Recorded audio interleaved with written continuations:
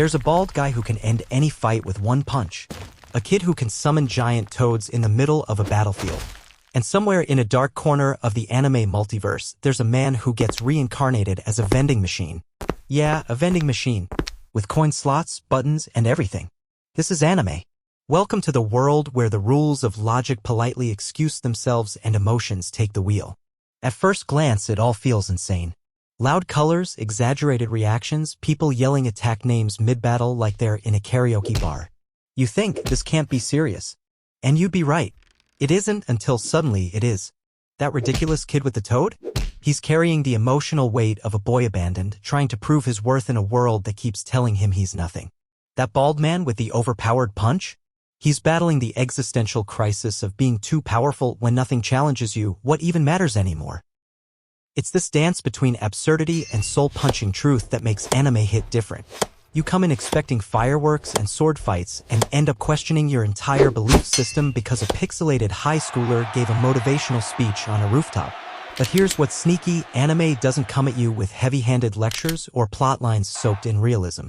It sneaks in its big ideas under a flashy coat of fantasy. You stay for the giant robots, but you feel for the characters who don't know how to talk to their parents. You laugh at the guy stuck as a vending machine, but midway through you start wondering, what if your identity was tied to how useful you are to others? What if you couldn't move, but you still wanted to help? The genius of anime is that it builds wild, impossible worlds and then uses them to talk about the most possible thing, being human. But how exactly does it do that? Why does it get under our skin in a way most shows don't? That's where your brain starts lighting up like it's just watched the opening theme. See, anime doesn't work the way typical shows do. It's not trying to replicate your world, it's trying to amplify it. Emotionally, visually, narratively. And your brain?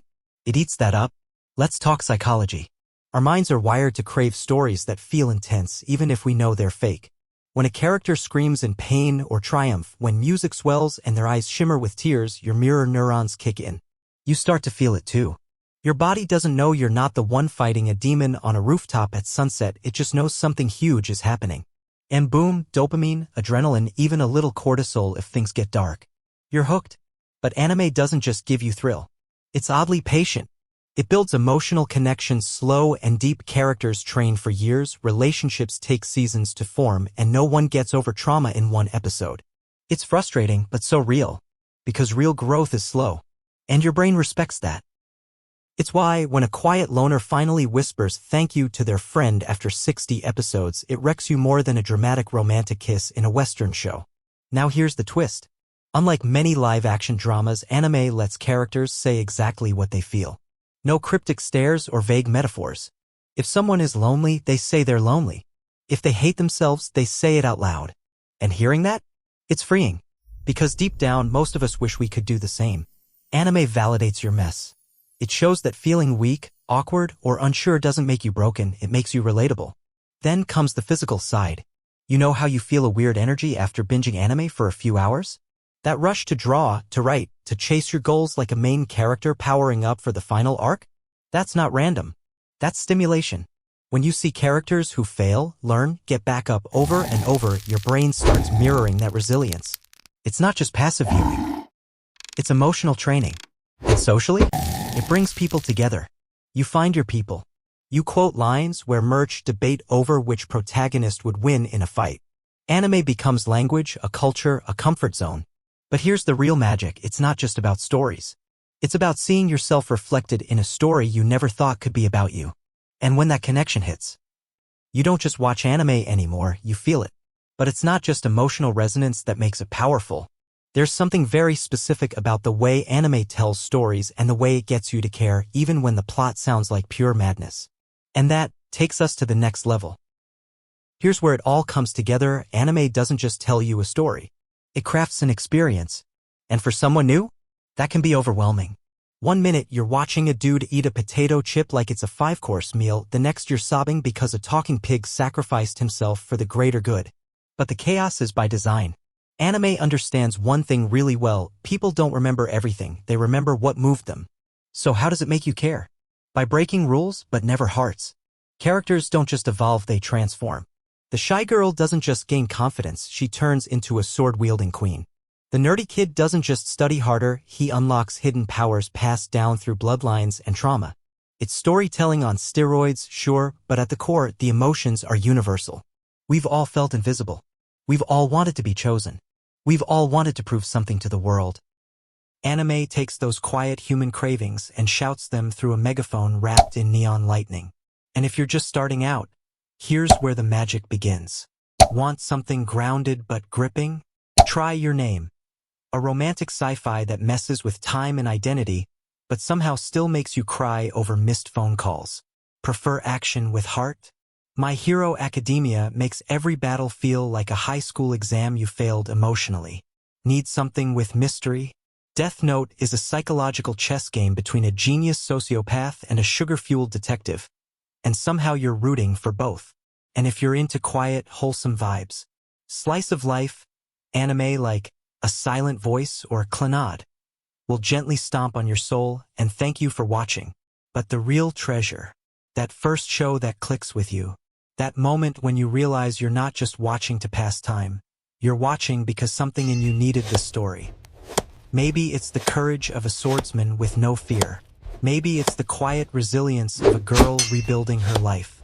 Or maybe, just maybe, it's a vending machine that reminds you that even the most unlikely things can have purpose. Anime makes you believe in effort, in growth, in second chances. And that belief, that's where everything shifts. Because once you're emotionally invested, you don't just watch for entertainment anymore. You watch to feel alive. And yet, there's still one question left. Out of everything anime offers, why does it stay with people long after the screen goes black? Why do so many say, "It changed my life"? That answer is what we're getting to next. So why does anime stay with you? Because it doesn't just entertain, it echoes. Long after the credits roll, you remember the grit of that character who never gave up, the quiet line that hit too close to home, or the heartbreak you didn't see coming. It's not about dragons or dream worlds, it's about feeling seen in the weirdest, most unexpected ways. Anime gives you hope without sugarcoating. It lets you escape, but somehow brings you closer to yourself. That's its real superpower. It turns loud chaos into quiet comfort. It lets you explore impossible worlds while quietly healing parts of your own.